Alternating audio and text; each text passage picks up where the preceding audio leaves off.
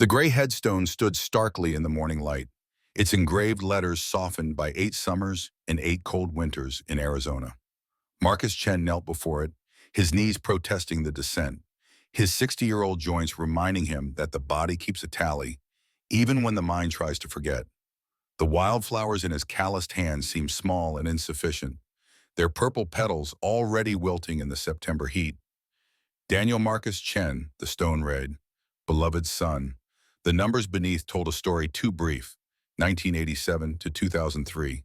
16 years of life, 13 years of haunting. He laid the flowers against the granite, his fingers slowly caressing the engraved letters of his son's name. The cemetery stretched empty around him, row after row of headstones marking the passage of lives lived and lost.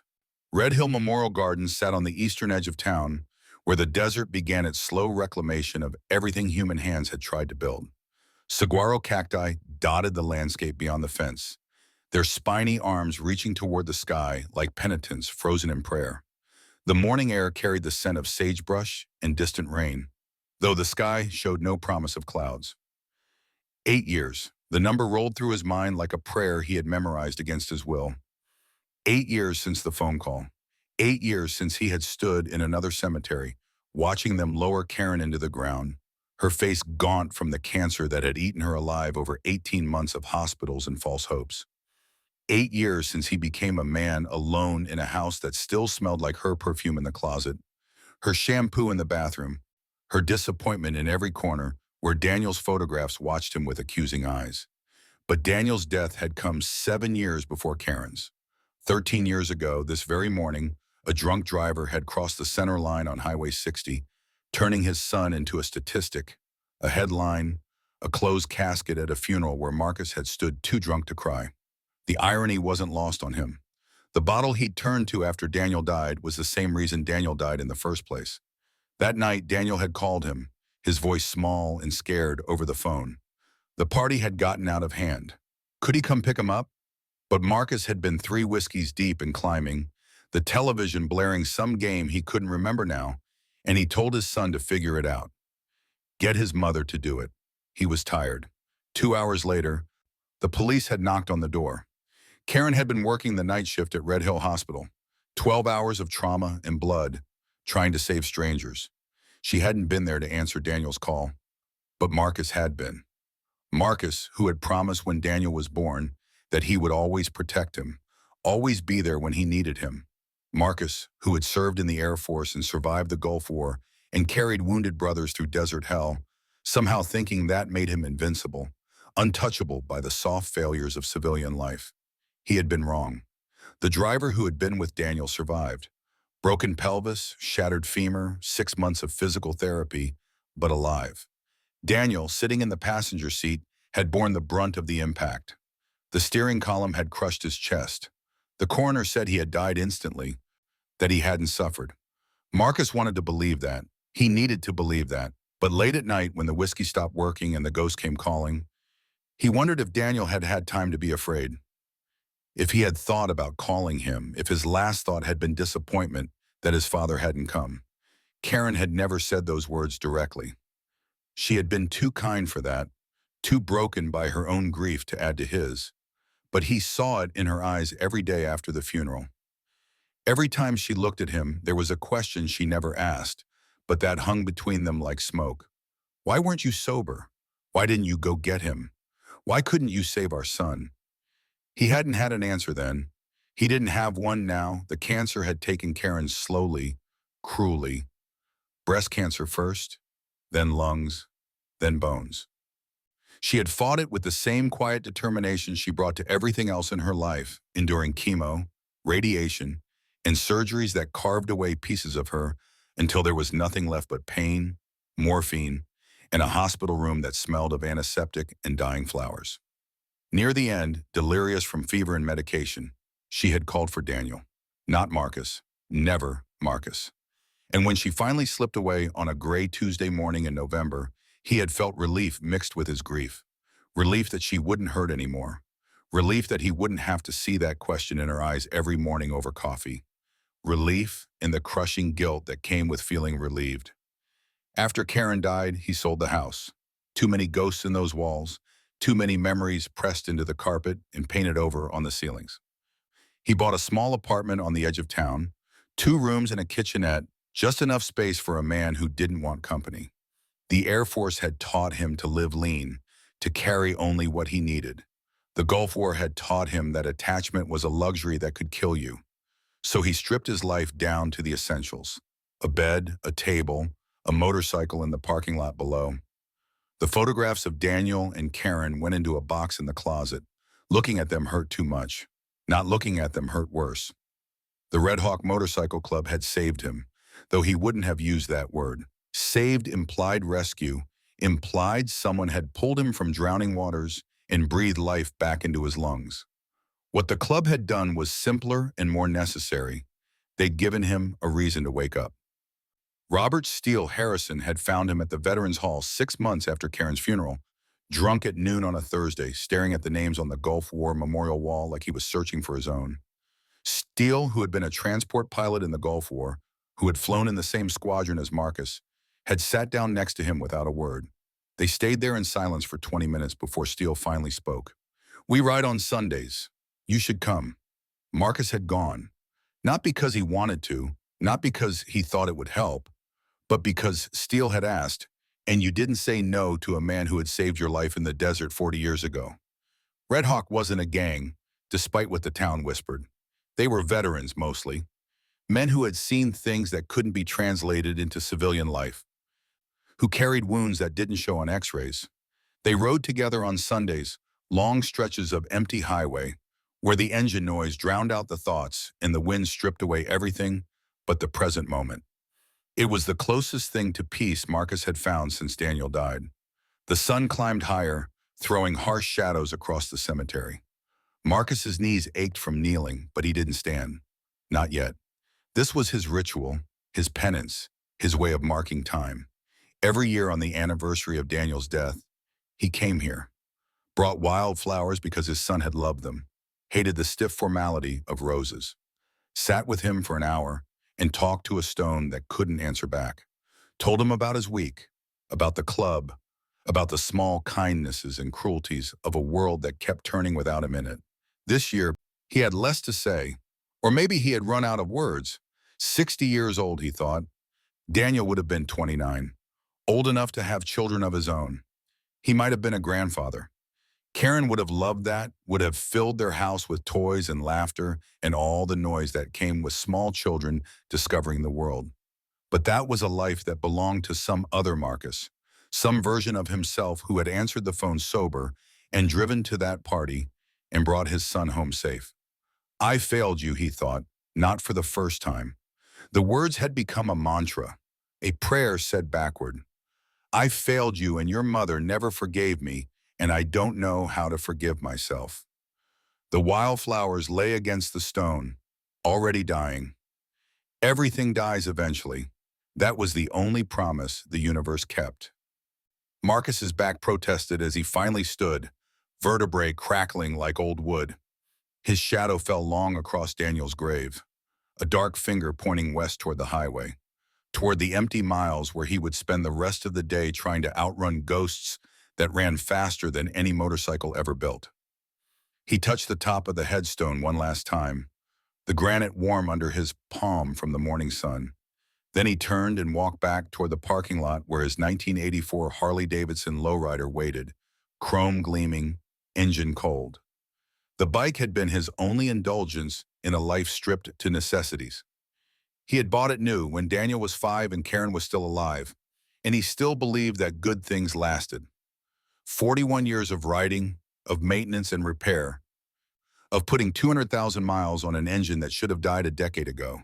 But he had kept it running through sheer stubborn will, replacing parts one at a time, rebuilding the transmission twice, the carburetor 3 times.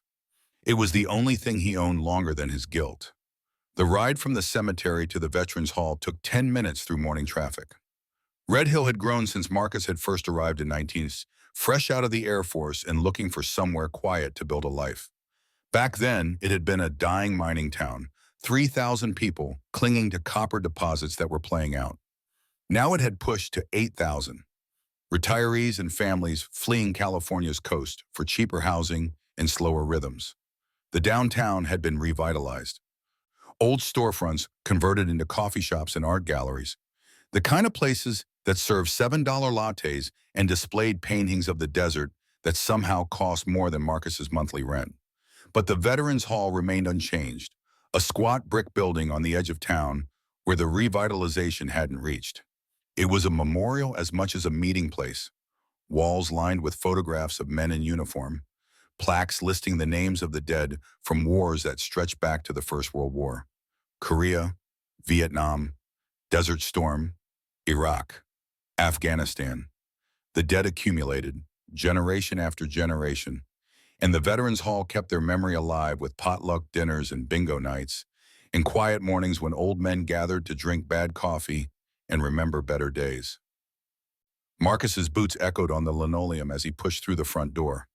The interior was dim, cool, unchanged since the building had been constructed in 1965. Folding tables lined the walls. A small kitchenette occupied one corner, coffee pot perpetually full, mugs stained brown from decades of use. And on the far wall, taking up 20 feet of space, the memorial. Brass plaques mounted on wood panels, each one listing names. The Gulf War claimed the most space, 75 names from a town of 3,000. Marcus knew most of them, had served with 12, had watched 3 die. He poured coffee into a styrofoam cup, the liquid thick and bitter, then stood before the memorial wall. His eyes found the names without conscious thought. Muscle memory of mourning. Staff Sergeant David Wong, killed in Kuwait. Private First Class Michael Torres, medevaced with both legs gone, dead before the helicopter landed. Staff Sergeant James Jimmy Sullivan, shot through the throat on a mission, bled to death in Steele's arms while Marcus and 2 others returned fire. Phoenix's father, though Phoenix had never known him. The boy had been born 6 months after Davy died, raised by a mother who couldn't look at him without seeing the man she'd lost. These were Marcus's ghosts too. Different from Daniel and Karen, but no less present. They didn't haunt him with guilt the way his son did. They haunted him with memory, with the weight of survival when better men had died. Why had he lived? That was the question he'd asked himself 10,000 times in 40 years. Why Marcus Chen, average Air Force guy, mediocre shot, average soldier? Why him and not Jimmy or Michael or David? There was no answer. Randomness and luck, the 2 forces that govern combat more than courage or skill. A bullet went left instead of right. An artillery round fell 10 meters short. You lived. They died. And you carried that forward into whatever years remained, wondering if you'd done enough with the borrowed time. The door opened behind him. He didn't turn. Footsteps crossed the floor, deliberate and measured. The gait of someone whose knees had gone bad but who refused to limp.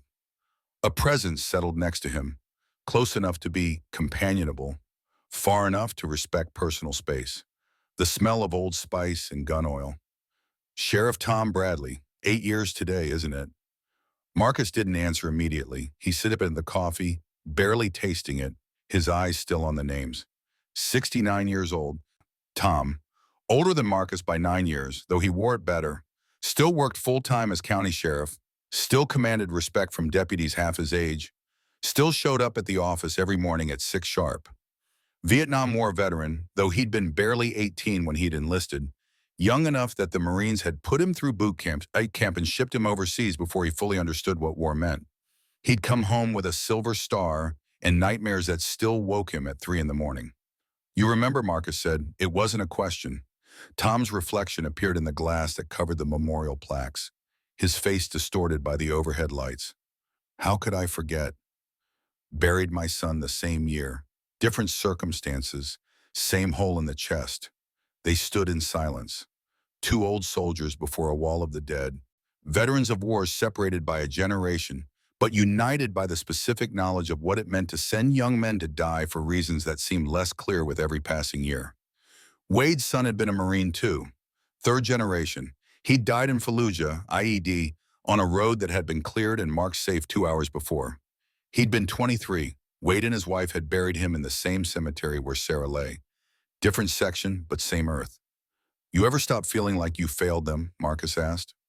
Wade took his time answering. He did that, always measured his words like ammunition he couldn't afford to waste. His hand came up to touch one of the plaques, fingers tracing a name Marcus couldn't see from this angle. No, he said finally, but I learned to carry it better, like a pack that fits right, still heavy, but you adjust your stride. Marcus nodded. That was honest, at least. No false comfort, no platitudes about time healing wounds or God's plan. Just the truth. You learned to carry it or you broke under the weight. He'd been breaking for 13 years. Maybe it was time to learn a different way. You riding today? Wade asked. Always do. Clear my head. Marcus, you can't outrun ghosts, maybe, but I can ride till I'm too tired to see them. Wade's hand dropped from the memorial.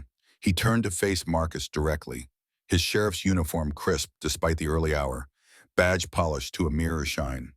His face carried the lines of 67 years, deep grooves around his eyes and mouth, but his gaze remained sharp. The war hadn't dulled that. Neither had his son's death. He'd learned to carry it better. Be careful out there, Wade said.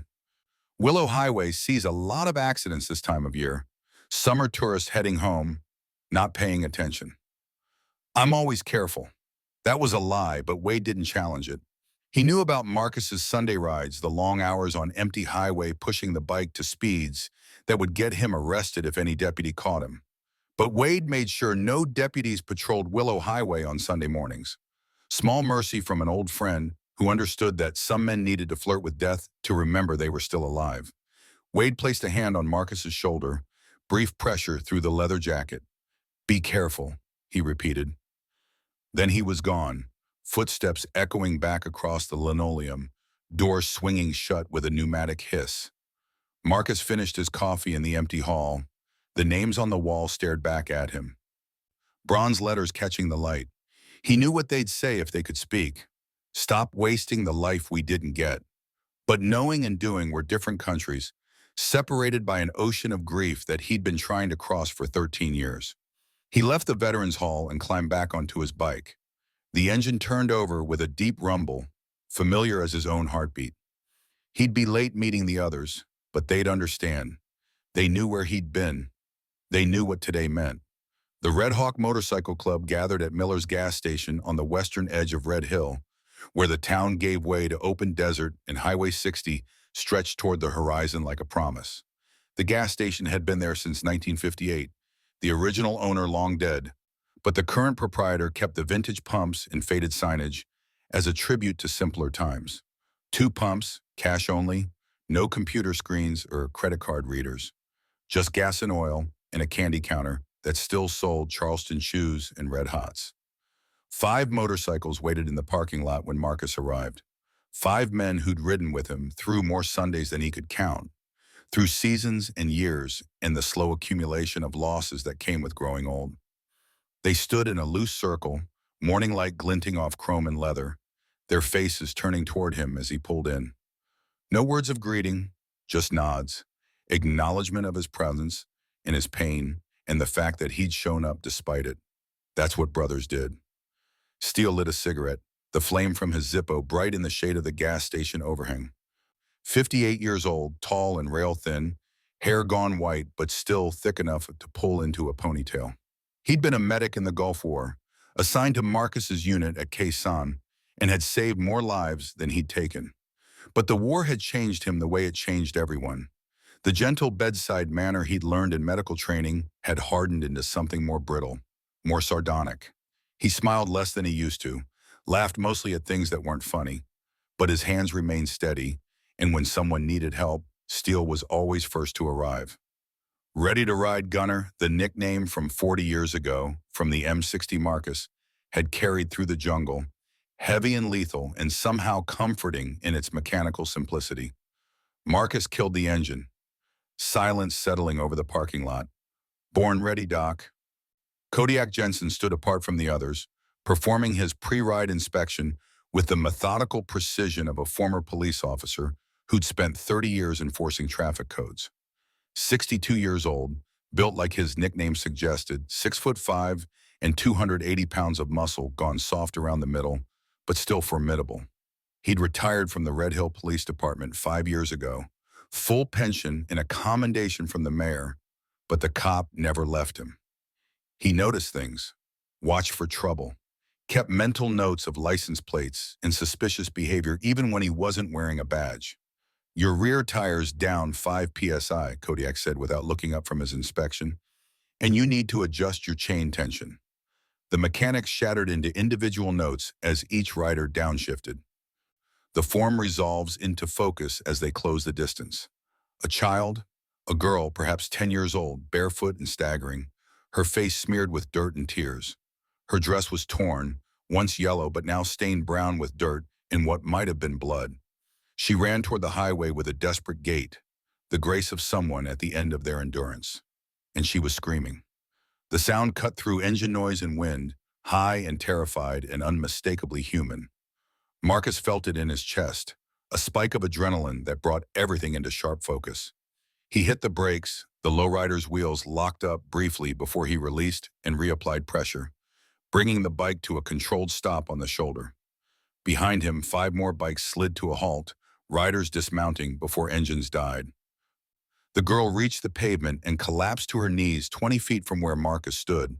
Her chest heaved with sobs, hair tangled with pine needles and small twigs, bare feet bleeding from running over rough ground. She looked up at them, with eyes gone wild with fear, and Marcus saw Daniel in her face. Not a resemblance, nothing physical, just the expression of a child in mortal terror, a look he'd seen in the Gulf War in villages they'd passed through, on faces too young to understand the violence that had touched them. Marcus was moving before conscious thought caught up. He crossed the distance in 4 strides, muscle memory from 40 years ago kicking in. Assess the threat, secure the civilian, establish perimeter. He dropped to one knee in front of the girl, hands visible. Body language as non-threatening as a 6'2" former airman could make himself. Hey now. His voice came out gravel rough from the ride. You're okay. You're safe now. What happened? The girl's sobs continued, her whole body shaking with the force of them. She tried to speak but couldn't form words, terror and exhaustion rendering her mute. Behind Marcus, his brothers formed a protective semicircle, faces hard, eyes scanning the tree line for whatever had sent a child running into the desert. Steele knelt beside Marcus, medic training asserting itself. His hands moved with practiced efficiency, checking the girl for injuries.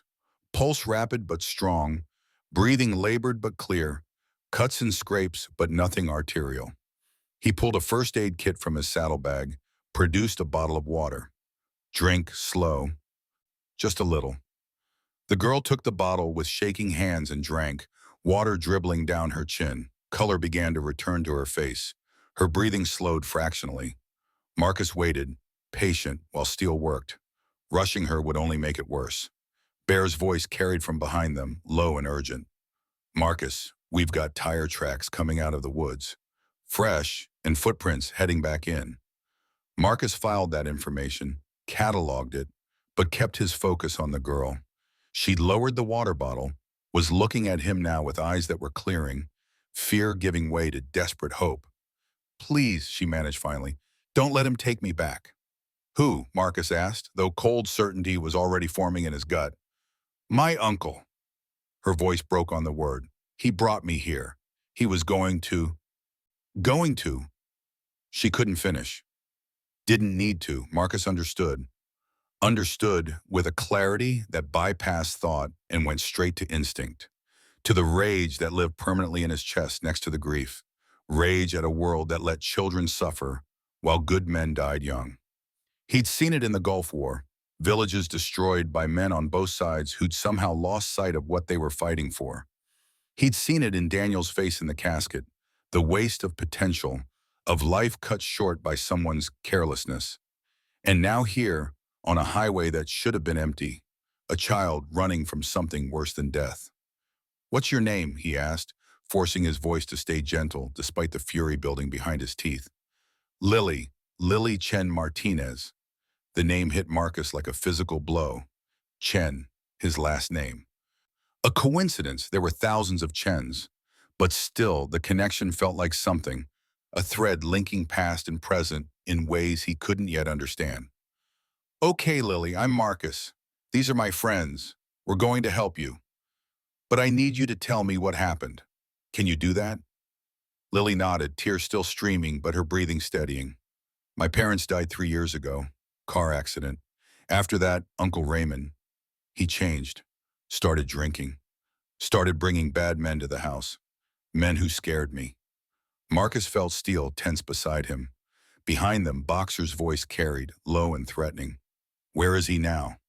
This morning, Lily continued, Uncle Raymond said we were going for a drive, but he wouldn't look at me, and he drove out here into the woods. Then he stopped and made a phone call.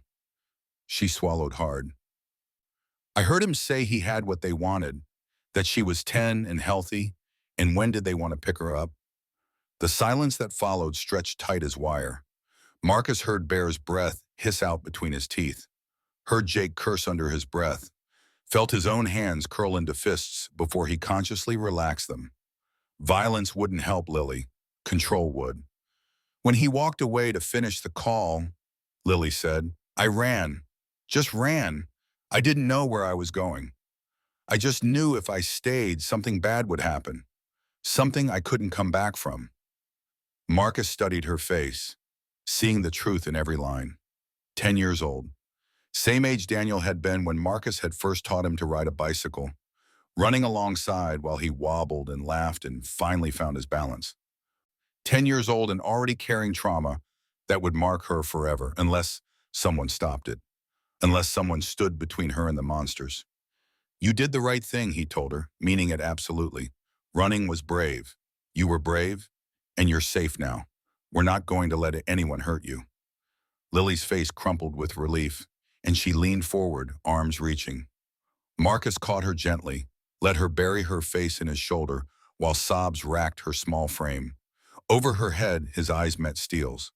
The former pilot's expression was stone, but Marcus saw the fury underneath, saw it mirrored in Bear's face, in Wrench's tightened jaw, in the way Boxer's hands flexed and relaxed, fighter's instinct seeking a target. Jake appeared at Marcus's elbow, voice tight. I called 911. Dispatcher said nearest unit is 50 minutes out, and they want us to stay here, not move her. Marcus shook his head. We're not staying here. Whoever this Raymond is, he's in those woods, and he made a call to buyers, plural, meaning more people are coming. Bear crossed to his bike, came back with binoculars, scanned the tree line methodically, section by section. No movement visible, but those tracks are fresh, 10 minutes, maybe 15. And there's a vehicle back in there. I can see tire marks, broken branches. How many people? Can't tell. At least one, maybe more. Marcus made his decision with the clarity that came from combat experience, from knowing that sometimes you couldn't wait for backup or authorization or the proper procedure. Sometimes you acted on the information you had and dealt with consequences later. Lily was in danger, real, immediate, lethal danger. And they were here, now, 6 men with motorcycles and a will to protect someone who couldn't protect herself. We ride, he said. Get distance between her and whoever's coming. Head back toward Red Hills until we meet the deputy. Bear nodded. Makes sense, we're sitting ducks here. Marcus stood, Lily still clinging to him. She weighed nothing, a fragile collection of bones and fear. He looked down at her tear-streaked face. Lily, I need you to ride with me. On my motorcycle. Have you ever ridden one? She shook her head. It's loud and it's fast, but it's safe. I've been riding 41 years without an accident. You're going to sit in front of me and hold on tight. Can you do that? Another nod, this one more certain. Anything, just please don't leave me here. We're not leaving you. That's a promise. Wrench had already retrieved a helmet from his saddlebag, the small one he kept for his niece on the rare occasion she visited. It was too big for Lily, but he adjusted the straps, tightened it until it sat secure if comically oversized on her small head. Steele wrapped her feet in gauze, temporary protection until they could get her to a hospital. Marcus lifted Lily onto the lowrider's seat, positioned her in front of him, her back against his chest. Your job is to hold onto the gas tank right here. Keep your feet on these pegs. And lean with me when we go around curves. Just follow my body, understand? I understand. He mounted behind her, the bike dipping under their combined weight, started the engine. The rumble made Lily flinch, but she didn't let go. Marcus felt her small hands tighten on the tank. Knuckles white through the dirt. The other riders were already mounted, engines running, formation reforming. They dropped their usual staggered pattern in favor of a tight cluster, protective circle around Marcus and Lily. Bear took point, his bulk and cop presence the most intimidating. Steel and Boxer flanked Marcus's position. Jake and Wrench fell back as rear guard. Marcus engaged the clutch, eased into first gear. The bike rolled forward, smooth and controlled. Lily's breathing quickened, but she held position, following his instructions. Good girl, he murmured, just like that. They accelerated gradually, building speed as they put distance between themselves and the spot where Lily had emerged. 30 miles per hour, 40, 50. Marcus kept it controlled, not wanting to terrify the kid any more than she already was. Behind them, Canyon Highway stretched empty, heat shimmer rising off the pavement. They'd covered maybe a mile when Boxer's voice came through the helmet comm, urgent. Marcus, we've got a vehicle coming up fast from behind, half mile and closing. Marcus checked his mirror. Dust plume visible, vehicle pushing hard. His chest tightened. Coincidence? Or something worse? How fast? 80, maybe 90, and it's not slowing down. Marcus made a calculation in the second he had available. They were still 35 miles from Red Hills, 50 minutes until the deputy arrived, and someone was coming up behind them with serious intent. Running would put Lily at risk if it came to a high-speed chase, but stopping meant confrontation, potential violence, and they had a traumatized child in the middle of it. Formation shift, he commanded. Bear Steel, drop back with me. Everyone else, increase speed and put distance. If this goes bad, you keep riding and don't look back. No one argued. The formation split, Jake and Wrench and Boxer accelerating ahead, their bikes pulling away with increasing speed. Bear and Steel bracketed Marcus, the three of them holding steady at 50 while the vehicle behind continued closing. Marcus could see it clearly now in his mirror. Dark green Ford Ranger, extended cab, pushing 90 easily, driving with purpose, with anger. His combat instincts screamed warning. This wasn't random. This was pursuit. Lily had gone rigid in front of him, her head swiveling to look back.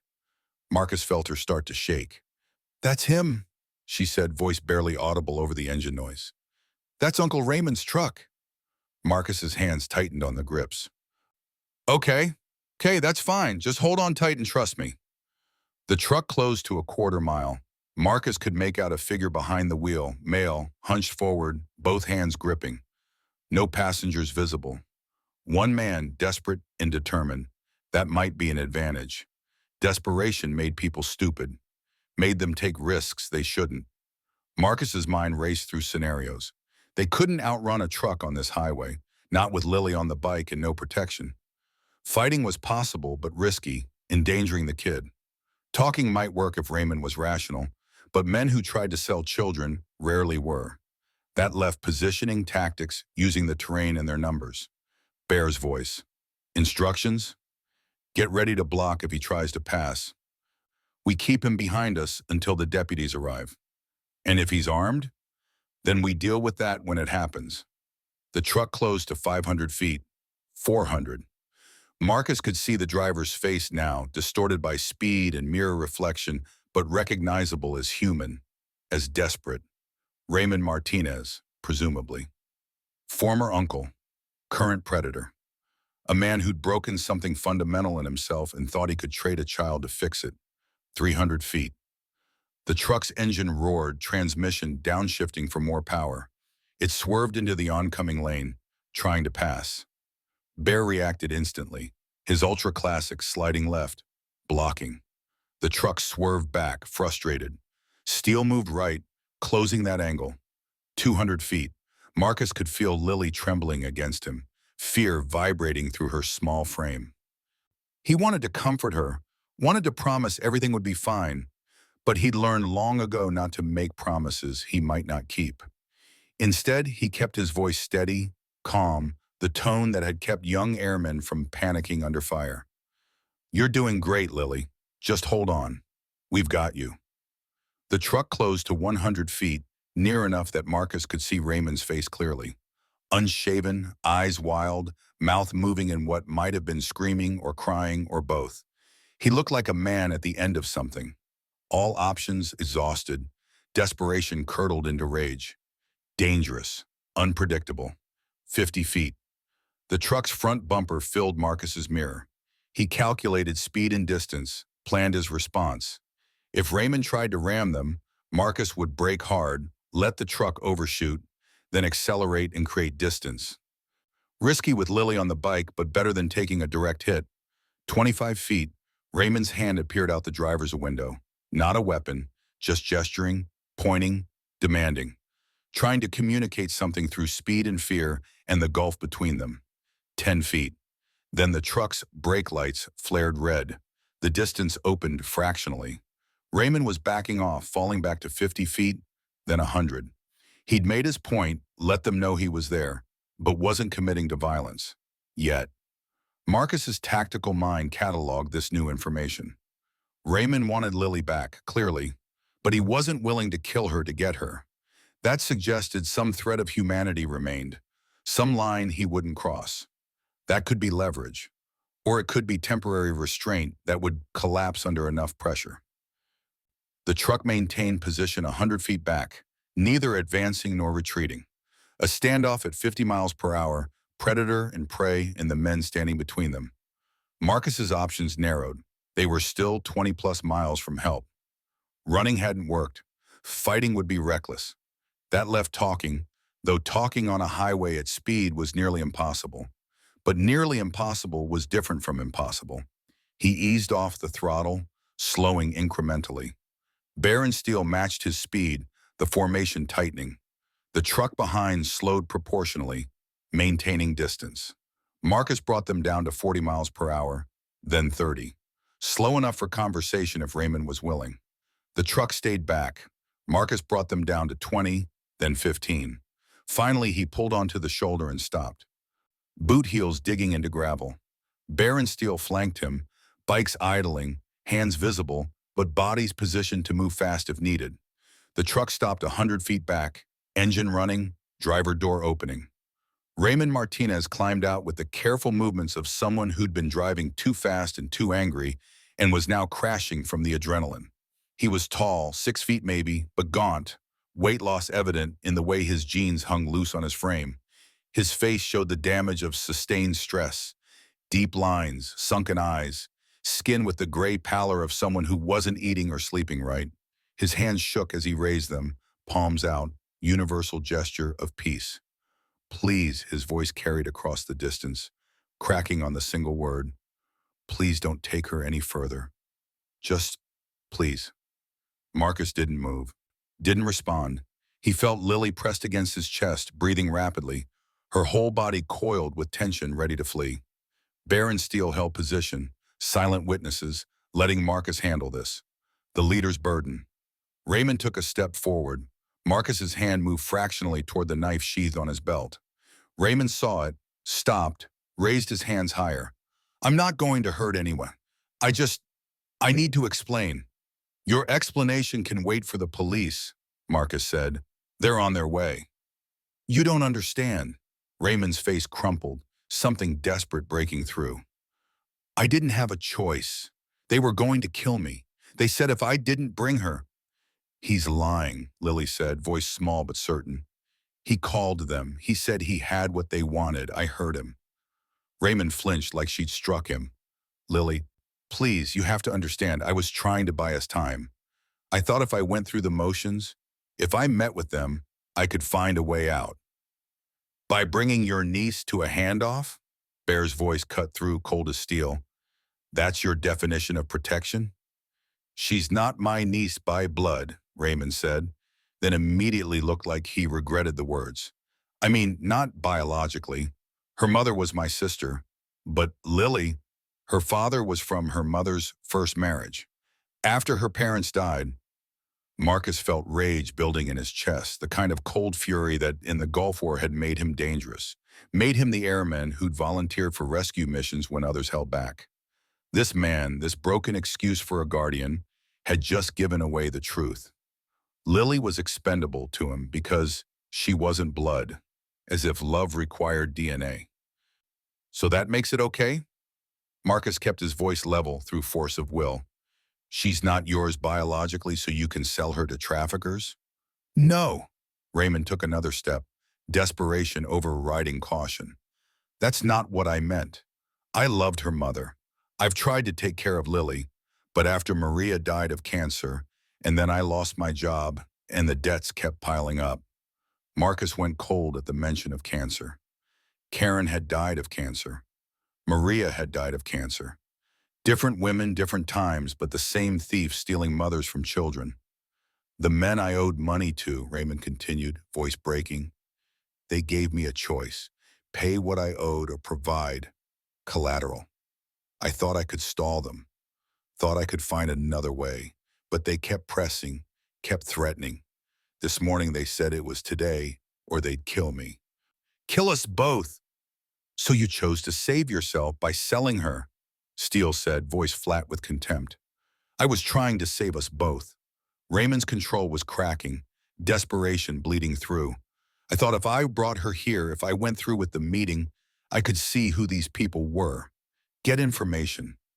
Maybe get the police involved. I wasn't actually going to let them take her. I swear I wasn't. He's lying, Lily repeated, and Marcus heard the certainty in her voice. Children knew when adults were lying, especially children who'd been lied to before. Raymond's face showed something complicated, terror and shame mixed together. Lily, I know you're scared. I know this looks bad, but I'm your only family. Where are you going to go if not with me? Anywhere, Lily said, anywhere but with you. The words hung in the air, simple and devastating. Raymond had no answer. He just stood there, hands falling to his sides, a man looking at the consequences of his choices and finding them unbearable. Get back in your truck, Marcus said. Follow us to meet the deputy. Don't make this harder than it has to be. They'll kill me, Raymond said, voice hollow. The people I owe. If they find out I didn't deliver, they'll kill me. Should have thought of that before you made the call, Bear said. Should have called the police. Should have asked for help. Should have done literally anything else. I was scared, Raymond said, and there was truth in his voice, in the way his body sagged with exhaustion. I still am. But you're right, I made the wrong choice. I wanted you to know it wasn't easy. It wasn't something I wanted to do. But you were going to do it anyway, Marcus said. That's what matters. Steele's voice came through the comm, for Marcus's ears only. We need to move. Every minute we stay here is a minute those buyers get closer. Marcus nodded. He was right. They were exposed on the highway, no cover, no tactical advantage. If the buyers arrived before the deputy, things would get complicated fast. And with Lily in the middle, complicated meant dangerous. But as Marcus prepared to give the order to move, something in Raymond's posture changed. The desperation shifted to something else, calculation. And Marcus saw the man's eyes flick to something beyond them, back down the highway they'd come from. Marcus turned his head slightly, not enough to take his eyes off Raymond, but enough to catch movement in his peripheral vision. Another vehicle approaching from behind, fast. Contact rear, Jake's voice came through the comm. White Suburban, 200 yards and closing, speed approximately 75. Marcus's stomach dropped. The buyers had to be. Timing was too perfect, location too specific. They'd been heading to the coordinates Raymond had given them, and now they'd spotted the convoy. Everyone copy? 5 voices confirmed. Jake, wrench, boxer, defensive positions. Bear, Steele, stay with me. The formation shifted. The 3 bikes ahead moved to create a wider barrier. Bear and Steele closed tighter around Marcus, creating a protective shell around Lily. The white Suburban approached fast, doing 80 easily now. Marcus caught a glimpse as it passed.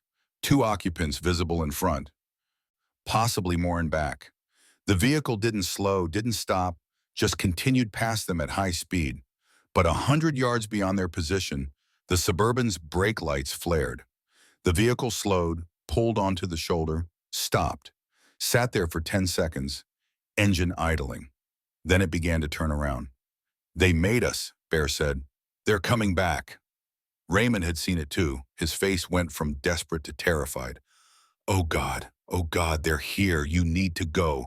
You need to get Lily out of here right now. You called them, Marcus said, voice hard. When did you tell them to come? 10 o'clock. I told them 10 o'clock, but it's only 9:45. They're early. Marcus glanced at his watch. 9:47. The buyers had arrived 13 minutes ahead of schedule, eager or suspicious or both. And now they'd seen a confrontation on the highway. One man in a truck, 6 bikers, obvious tension. They were either going to leave or engage. The Suburban completed its turn and began accelerating back toward them. Not leaving then, Marcus made rapid calculations. Outnumbered if the Suburban had more than 2 occupants. Unknown number of weapons. Lily exposed on the bike with him. Raymond a wild card. Would he help them or help the traffickers? No good options, only bad and worse. Formation Alpha, Marcus commanded. The order rippled through his brothers. Alpha meant defensive circle, protect the civilian, prepare for hostile contact. 6 bikes moved in coordinated precision, forming a ring around Marcus and Lily. Each rider positioned his bike to provide maximum cover, engines facing outward, ready to move. Bear dismounted, moved to a position that gave him clear sight lines.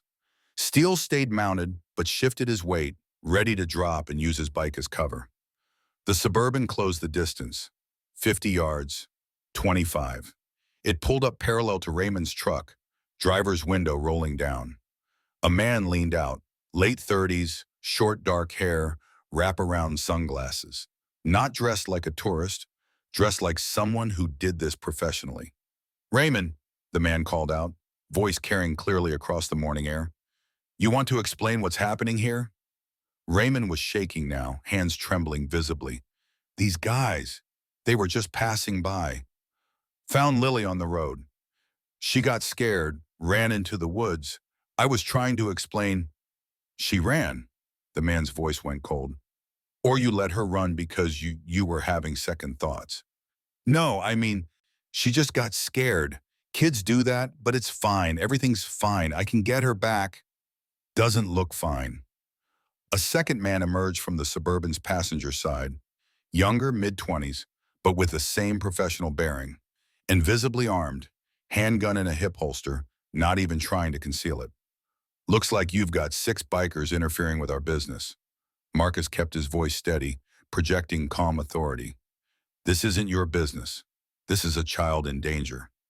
We've called law enforcement. They're on their way. Best thing you can do is leave. Now. The first man laughed, a sound with no humor in it. Law enforcement? Right. How long until they get here? 30 minutes? 40? A lot can happen in 40 minutes. Bear's voice carried, using his cop training, his 30 years of de-escalation experience. I'm retired Red Hills PD. These men are military veterans. We're not going to let you take this child. Walk away while you still can. The man studied Bear, assessing. Then his eyes moved to Marcus, to Lily pressed against his chest, to the protective ring of bikers. Calculating odds, risks, costs. That child, the man said slowly, represents significant financial investment. Her uncle here owes us $68,000. We gave him an alternative payment method. He accepted. This is a business transaction, legally binding in our world. There's nothing legal about human trafficking, Steele said. Trafficking. The man said the word like it was amusing. Such an ugly word. We prefer to think of it as alternative family placement. There are people willing to pay good money for children, childless couples, lonely men, people who want companionship. We're just facilitators. Marcus felt Lily shaking against him, small tremors running through her body. He wanted to shield her from these words, from the casual evil of men who could speak about selling children like they were discussing livestock. But she needed to hear this, needed to understand what she'd been running from. Last chance, Marcus said. Leave, now, before this gets ugly. The man pulled off his sunglasses, revealing flat gray eyes that had seen too much and felt too little. Here's what's going to happen. You're going to give us the girl. Raymond's going to get in his truck and follow us. And you gentlemen are going to ride away and forget this ever happened. Do that and everybody lives. Don't do that. He let the threat hang. Bear's hand moved fractionally toward the .44 Magnum Marcus knew he carried. Steele shifted his weight, ready to move. Jake, Wrench, and Boxer held their positions in the outer ring, engines idling, bodies coiled with readiness. Here's what's actually going to happen, Marcus said, voice carrying the command authority he'd learned in the Air Force 40 years ago. You're going to get back in your Suburban. You're going to drive away. And when the deputies arrive, we're going to tell them everything. Your description, your vehicle, your threats. They'll put out a bolo. You'll be picked up within hours. Or, he paused, you can try to take her by force. But I promise you, that ends with some of you dead and all of you in prison. Your choice. The man studied Marcus for a long moment.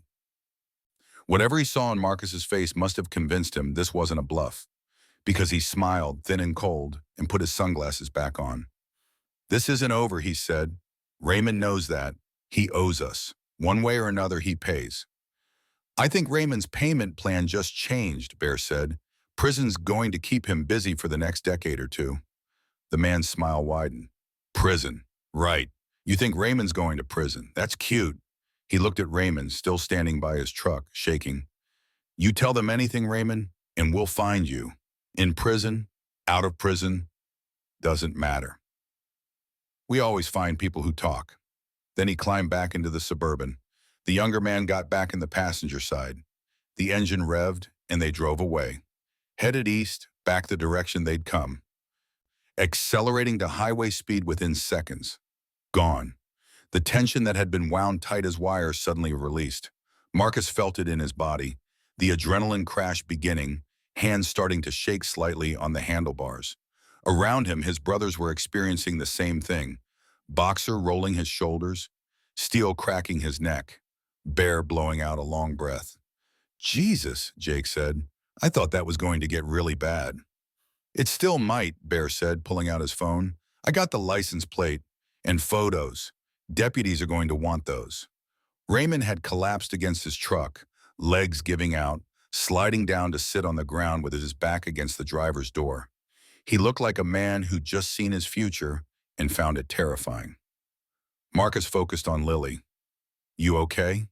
She nodded against his chest, but he could feel her still shaking. Are they really gone? For now, but Lily, we need you to be brave a little longer. The police are coming. They're going to want to talk to you. Your uncle is going to be arrested, and you're going to be safe. I promise you that. Where will I go? Marcus glanced at Bear, who'd been through this before, who knew the system. The former cop came closer, knelt down so he was at Lily's eye level. There are people whose job is to take care of kids in situations like yours, Bear said gently. Foster families. Good people who've been trained and checked and who'll keep you safe while the police figure everything out. It might be scary at first. New place, new people, but it's better than what almost happened here. Lily absorbed that, processing. Then she looked at Marcus. Will you visit me? In the foster place? The question hit Marcus harder than the trafficker's threats had. This child, who'd just escaped being sold, who'd run through the desert to save herself, was asking if he, a stranger she'd met 30 minutes ago, would visit her, because she had no one else to ask. Yes, Marcus heard himself say, I'll visit you. If they let me, I'll visit you. Promise? Marcus thought about Daniel, about 13 years of broken promises and failed obligations, about the weight he'd carried for not being there when his son needed him. And here was a chance, not to replace Daniel, that was impossible, but to be there for someone else, to keep a promise. I promise, he said. They waited another 20 minutes before the deputy arrived, an actual county sheriff's patrol car, lights flashing, coming fast down Canyon Highway. The deputy who emerged was young, maybe 30, with the careful wariness of someone who knew rural Arizona could be dangerous in unexpected ways. His name tag read Hanson. Marcus gave him the short version. Found the girl running from the woods. Uncle admitted trying to sell her. Traffickers showed up but left when confronted. Got photos and license plate. Girl needs medical attention and protective custody. Uncle needs arresting. Hansen listened, taking notes, calling for backup and an ambulance and CPS notification. More patrol cars arrived, then an ambulance, then a caseworker in a Honda Civic with baby seats in back. A woman who looked tired but kind, who knelt beside Lily and spoke in gentle tones about safe places and temporary homes and how brave she'd been. Raymond didn't resist when they handcuffed him, just climbed into the back of the patrol car with the dead-eyed look of someone whose future had just collapsed into a single point of inevitability. Prison, trial, conviction, years behind bars. And maybe that was justice, or maybe it was just consequence. Marcus wasn't sure there was a difference. Deputy Hansen came over after securing Raymond. Sheriff Bradley called. Said to bring you and your friends to the station for statements. FBI's going to want to talk to you too. This is bigger than just one girl.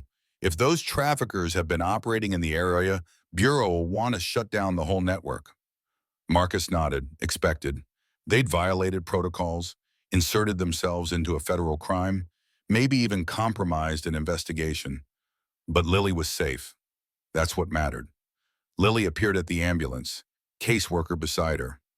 She'd been checked by paramedics, feet cleaned and bandaged, vitals stable, no serious injuries.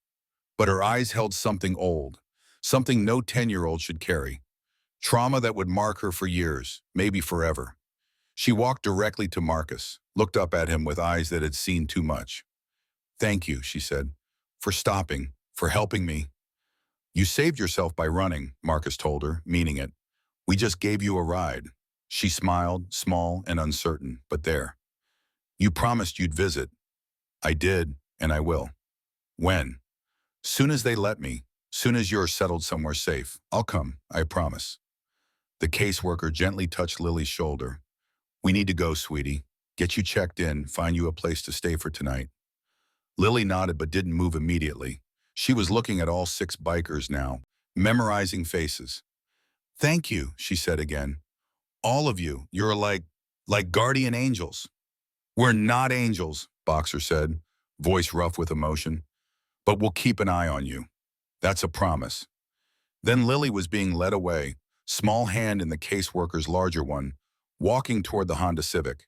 She looked back once, waved. Marcus waved back, feeling something shift in his chest. Not healing, not redemption, but purpose.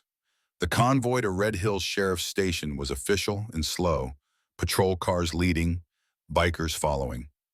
Marcus felt the miles pass with a strange sense of disconnection, adrenaline crash making everything feel distant and surreal.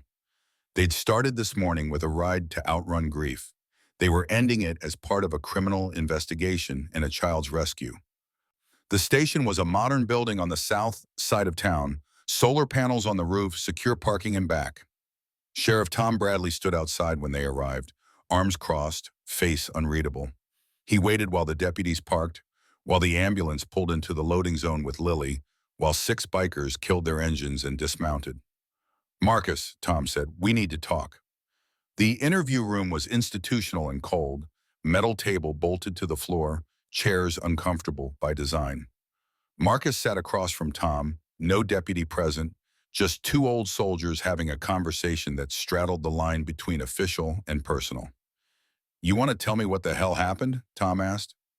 Marcus did, starting with the ride, the girl emerging from the woods, the decision to protect her, the pursuit, the confrontation with Raymond and the traffickers.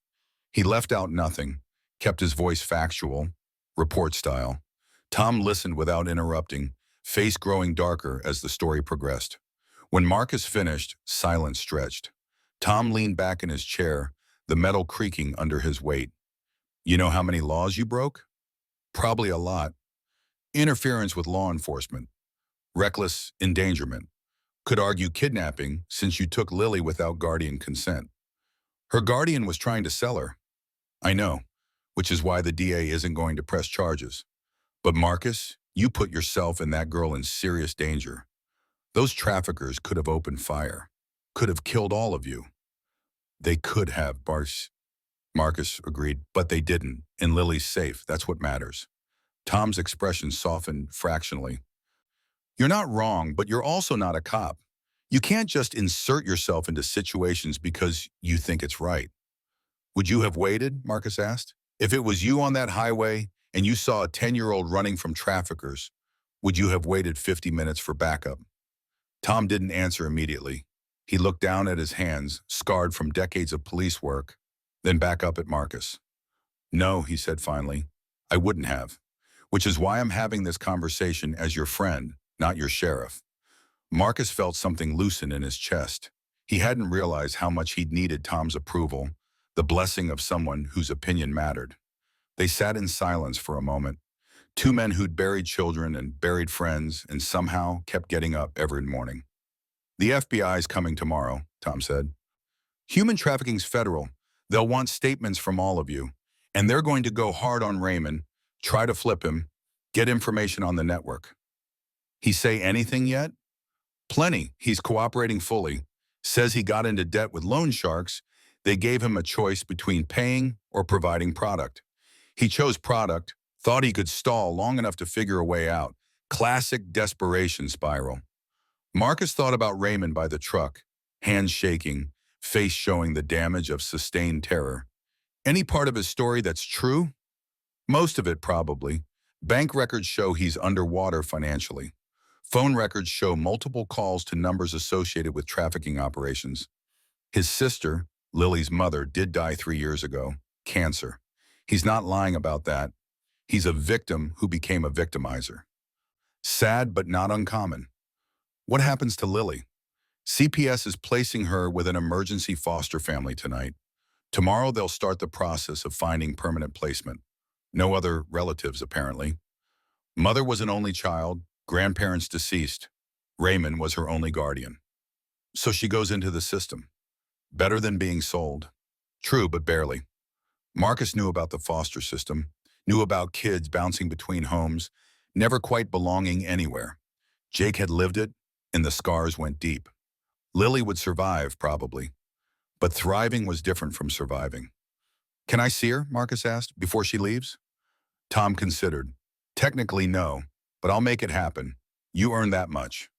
They found Lily in a family room that had been converted into temporary child holding, brighter and less institutional than the rest of the station.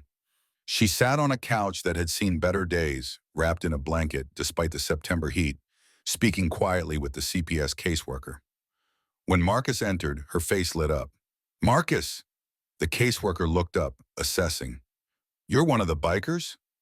Marcus Chen, I'm the one she rode with. Lily says you saved her life. She saved her own life by running. We just got her to safety. The caseworker smiled, tired but genuine. Either way, you did a good thing. Marcus knelt beside the couch, bringing himself to Lily's eye level. How you doing, kid? Better. The doctor said my feet will heal in a few days. And this lady, her name is Mrs. Patterson, says I'm going to stay with a nice family tonight. That's good. You deserve nice. Lily's expression grew serious. Older than her 10 years. Marcus, I need to ask you something. Okay. You really meant it, right? About visiting? You're not just saying that? The question revealed Lily's core fear. Abandonment.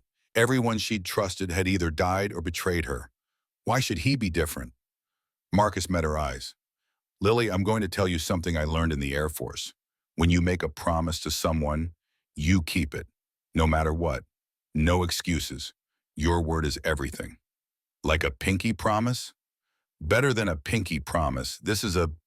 Marcus held out his hand, palm up. This is a handshake promise, the kind adults make when they really mean it. Lily studied his hand for a moment, then placed her small hand in his. They shook, formal and solemn.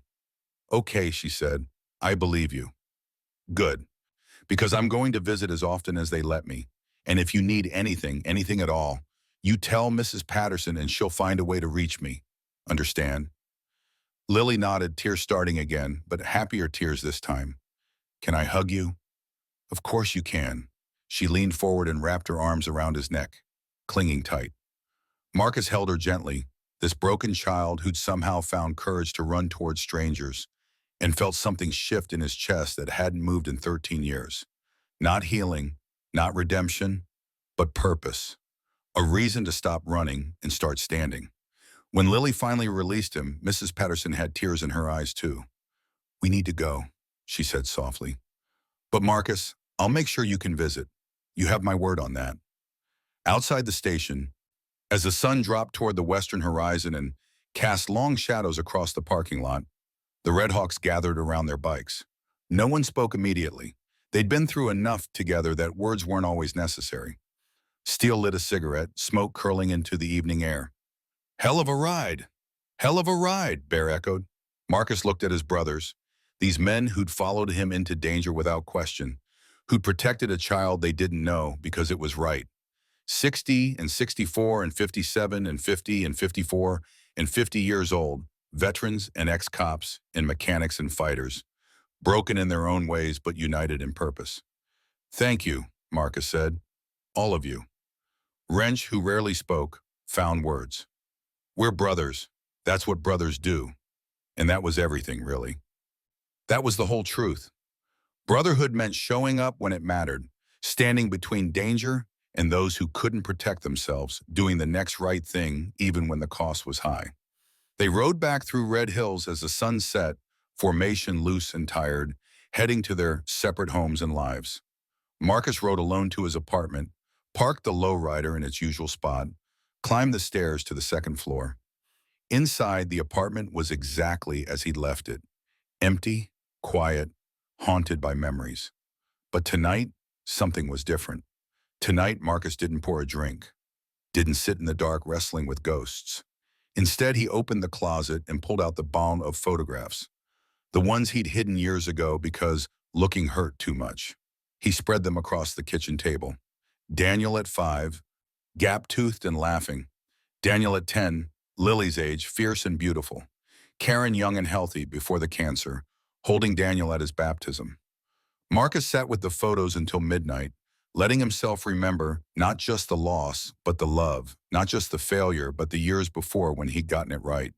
And when he finally went to bed, he dreamed not of deserts or hospitals or caskets, but of a little girl running through the woods toward the sound of motorcycles, and the moment he'd chosen to stop.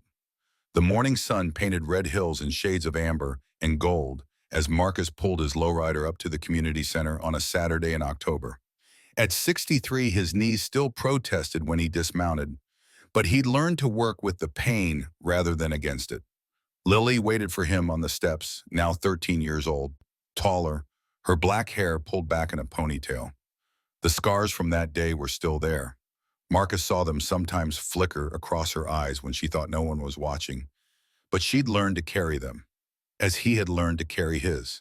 But here's where their story diverged from what anyone expected. "You're late," she said with a half smile that reminded him of Karen. 5 minutes. Bear needed help with the transmission. Always excuses. But she was smiling as she came down the steps. And that's when Marcus saw it. The resemblance he'd never noticed before, hidden in the child's face but now emerging as she moved into adolescence. The shape of her eyes, the way she held herself. Something that made his breath catch. "Lily, I need to ask you something," Marcus said slowly. "Your mother, Maria Chen Martinez. What was her maiden name? Before she married your father?" Lily looked surprised. "Chen, why?" Marcus felt the world tilt. "And your father, your biological father, not Raymond, what was his name?" "David Chen. He died when I was a baby. Mom said he was a good man, a pilot in the Air Force." She studied his face. "Marcus, what's wrong?" The pieces clicked into place with devastating clarity. David Chen, his younger brother, the one he'd lost touch with after their parents died, after David had moved to Phoenix and Marcus had stayed in Red Hills. David, who'd sent one photo years ago of his new baby daughter before the silence had stretched too long, before pride and stubbornness had kept Marcus from reaching out. The photo he'd thrown away when Daniel died, when everything from his past had become too painful to keep. "Lily," Marcus said, voice shaking, I think I'm your uncle, your actual uncle. David Chen was my brother." Lily's eyes went wide. "What?" Marcus pulled out his wallet, found the one photo he still carried, his Air Force squadron, David standing next to him, younger, proud in his uniform. He showed it to Lily. She stared at it, then at Marcus, then back at the photo. "Oh my God," she whispered. "Uncle Raymond said, he said I had no family, that all my father's family was gone. He lied about that too." Marcus felt 13 years of grief shift, reorganize, transform into something he didn't have a name for yet. He'd saved Lily 3 years ago thinking she was a stranger. But she was family, his niece, his brother's daughter. The child he'd failed to know existed because he'd been too wrapped up in his own pain to maintain the connections that mattered. "We need to run a DNA test," Marcus said, hands shaking. "To be sure. But Lily, if this is true, if you're really David's daughter, then you're not going into the foster system for permanent placement. You're coming home. With me, if you want that." Tears were streaming down Lily's face now. "You mean it? Really? I've kept every promise I've made to you for 3 years. I'm not stopping now." They stood there on the community center steps, uncle and niece finding each other 3 years after a chance encounter on a desert highway. And Marcus understood finally what Tom had tried to tell him. Sometimes you can't outrun your ghosts. Sometimes you have to stop running long enough to see that what looks like chance is really fate, and what feels like ending is really beginning. The DNA test came back 2 weeks later, 99% probability of first-degree familial relationship. Uncle and niece, family. The adoption process took 6 months, faster than usual because Marcus was blood family, because he'd been consistently present for 3 years, because Lily wanted it as much as he did. On a spring morning in April, Marcus stood in a courtroom and became, officially, Lily's father. Not by birth, but by choice, by promise kept. That evening they sat on the couch in Marcus's apartment, now a 2-bedroom, Lily's room painted purple at her request, filled with books and art supplies and all the things she'd never had before. A home, not just a house. "Marcus," Lily said quietly, "can I ask you something?" "Always." "Why did you stop that day? On the highway? You didn't know I was your niece. You thought I was just some random kid. So why did you stop?" Marcus thought about Daniel, about 13 years of running from ghosts, about the weight of promises broken and the lightness that comes from promises kept, about a girl running through the desert and a man finally ready to stand still. "Because I failed someone once," he said, "someone I loved very much. And I'd been running from that failure for so long that I'd forgotten how to do anything else. But then I saw you running and scared, and something in me just stopped running, started standing. Does that make sense?" Lily nodded slowly. "My therapist says sometimes the best way to heal from something is to help someone else heal from something similar." "Is that what happened?" "Maybe," Marcus said. "Or maybe I just got lucky. Maybe the universe gave me a second chance, and for once in my life I didn't mess it up." "You think Uncle David, my dad, would be proud? That you found me? That you're taking care of me?" Marcus looked at the photo on the shelf. David in his uniform, young and hopeful, before life and tragedy had claimed him. "I think he'd be grateful. And I think he'd forgive me for not being there sooner, for not knowing you existed, for not being the uncle I should have been." "You're the uncle you are now," Lily said. "That's what matters."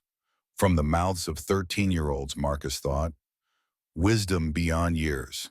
That night, after Lily went to bed, Marcus sat alone in the living room and pulled out his journal. He'd been keeping it for 2 years now, documenting the journey from grief to purpose to something that almost felt like peace. He wrote, 3 years ago, I thought I was saving a stranger. Turns out I was saving family, my brother's daughter. The niece I never knew existed because I was too lost in my own pain to maintain connections. Tom was right. You can't outrun ghosts. But maybe you don't have to. Maybe you just have to stop running long enough to see that the ghosts aren't chasing you. They're trying to guide you, trying to show you where you need to be. Daniel's death broke me. I thought I'd spend the rest of my life broken. But Lily's life gave me a reason to put the pieces back together. Not the same way they were before. You can't go back. But in a new configuration. Broken but functional. Scarred but strong. David, if you can hear me somehow, wherever you are, I'm sorry I wasn't there for you. I'm sorry I let pride and pain keep us apart, but I promise you I'm here for your daughter now. I'll keep her safe. I'll help her grow. I'll be the family you would have wanted her to have.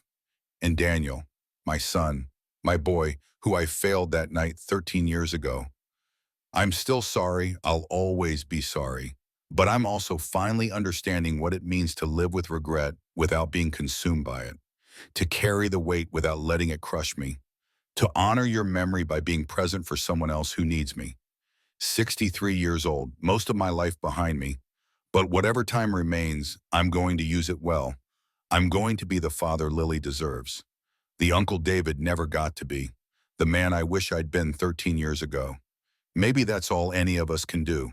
Show up, keep promises, be present. Let the grief be what it is while making room for something else too. Hope, purpose, family found when you stop looking and start seeing. He closed the journal and looked around the apartment. Lily's backpack by the door, her shoes kicked off by the couch. The mess and noise and life that came with a teenager in the house.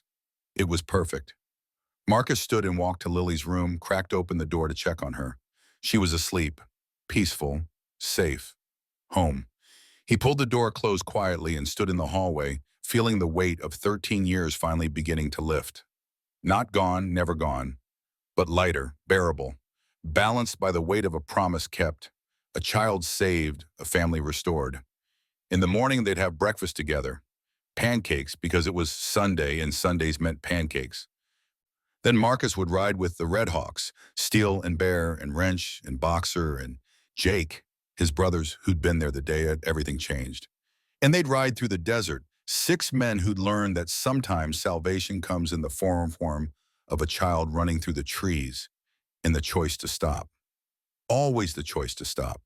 To stand still long enough to see what you've been running past. To be present when someone needs you. To keep your promises, no matter how hard. That was enough. That was more than enough. That was everything. 6 months after the adoption was finalized, Marcus received a call that would shatter everything he thought he understood. It was a Tuesday afternoon. He was at the hardware store where he worked part-time, helping a customer choose the right grade of sandpaper, when his phone buzzed. Unknown number. He almost didn't answer. Mr. Chen, this is Special Agent Sarah Reeves, FBI. We need to talk. It's about Lily. Marcus's stomach dropped. Is she okay? Did something happen? She's fine. She's at school. But Mr. Chen, I need you to come to the federal building in Phoenix, today if possible. There's been a development in the trafficking case. Something you need to know. 2 hours later, Marcus sat in a sterile conference room on the 8th floor of the federal building, across from Agent Reeves and her partner, Agent Marcus Webb, the same agents who'd worked Lily's case 3 years ago. Mr. Chen, Reeves began, pulling out a thick file. 3 years ago, you rescued Lily from what we believed was a trafficking situation orchestrated by her uncle, Raymond Martinez. Believed? Marcus caught the past tense. What are you saying? Raymond Martinez was released from federal prison 2 weeks ago, Webb said. He served 3 years of a 10-year sentence and was released early due to new evidence. Evidence that changes everything we thought we knew about that day. Marcus felt cold spreading through his chest. What evidence? Reeves opened the file, pulled out a photograph. It showed Raymond Martinez, but younger, cleaner, standing next to a woman Marcus recognized from the photo Lily kept on her nightstand. Maria Chen Martinez, Lily's mother. Raymond Martinez was not a drug addict or a gambling addict, Reeves said. He was an undercover FBI informant, had been for 8 years. The room tilted. Marcus gripped the edge of the table. What? After Maria died, Webb continued, Raymond was approached by a trafficking ring. They'd been watching him, knew he had financial problems, knew he had a child in his care. They made him an offer, deliver the girl, clear his debts. But Raymond came to us. He'd been working with the Bureau for years on unrelated cases. We saw an opportunity. An opportunity, Marcus repeated, voice hollow. You saw an opportunity. To infiltrate the trafficking network, Reeves said. We'd been trying to crack this particular ring for 5 years. They were sophisticated, careful, impossible to penetrate. But here was Raymond, with a legitimate reason to contact them, with something they wanted. We worked up an operation, Raymond would pretend to go along with the sale. We'd wire him, track the buyers, follow the money, bring down the entire network. Marcus was shaking now. You used a 10-year-old child as bait. We had assets in place, Webb said defensively. Surveillance teams, sniper positions. The moment the exchange happened, we were going to move in. Raymond was never going to let Lily get into that vehicle. She was never in real danger. Never in real danger? Marcus's voice rose. She ran through the desert barefoot. She was terrified. I held her while she shook with fear. That wasn't supposed to happen, Reeves said. Raymond was supposed to keep her calm, keep her in the vehicle. But she overheard his phone call, the one to us, not to the traffickers, and she misunderstood. Thought he was really selling her. She panicked and ran before we could stop her. Marcus stared at them, trying to process this. 3 years. 3 years of believing Raymond was a monster. 3 years of Lily believing her uncle had tried to sell her. 3 years built on a lie. Why are you telling me this now? He asked. Because Raymond wants to see Lily, Webb said. He's been asking about her since he got out. He feels guilty about how things went down, about the trauma she experienced. He wants a chance to explain. Absolutely not. Mr. Chen, no. Marcus stood up, chair scraping against linoleum. You people traumatized a child because you wanted to catch criminals. You let her believe for 3 years that her last living relative tried to sell her. And now you want her to what, forgive him? Understand it was all just a misunderstanding? Reeves and Webb exchanged glances. There's more, Reeves said quietly. What more could there possibly be? Raymond Martinez isn't Lily's uncle, Webb said. He's her father. The words hung in the air like smoke. Marcus sat back down slowly, legs suddenly unable to support him. That's impossible. Lily's father was David Chen, my brother. David Chen was Lily's biological father, Reeves confirmed, but he died when Lily was 6 months old. Plane crash. You knew that part. What you didn't know is that Maria was pregnant again when David died. Pregnant with Raymond's child. Marcus felt the room spinning. What? Maria and Raymond were having an affair, Webb said, pulling out more documents. Started about a year before David died. We don't know if David knew. After he died, Maria gave birth to Raymond's son, a boy named Miguel. Raymond stepped up, married Maria, raised both children as his own. Both children, Marcus repeated numbly. You're saying Lily has a brother? Had, Reeves corrected gently. Miguel died 2 years ago, leukemia. He was 11 years old. That's what pushed Raymond to work with us even more aggressively. After losing Miguel, he couldn't bear the thought of anything happening to Lily. That's why he agreed to the trafficking operation. He thought he was protecting her by helping us shut down the ring. Marcus put his head in his hands. This couldn't be real. This had to be a nightmare. Mr. Chen, Reeves has said, we understand this is a lot to process. But Raymond is filing a petition with family court. He wants custody of Lily reinstated. His conviction is being expunged since he was working as an FBI informant. Legally, he has grounds. Marcus's head snapped up. You are not taking her from me. That's not our decision, Webb said. That's up to a judge. But Raymond is her legal guardian. He never actually committed a crime.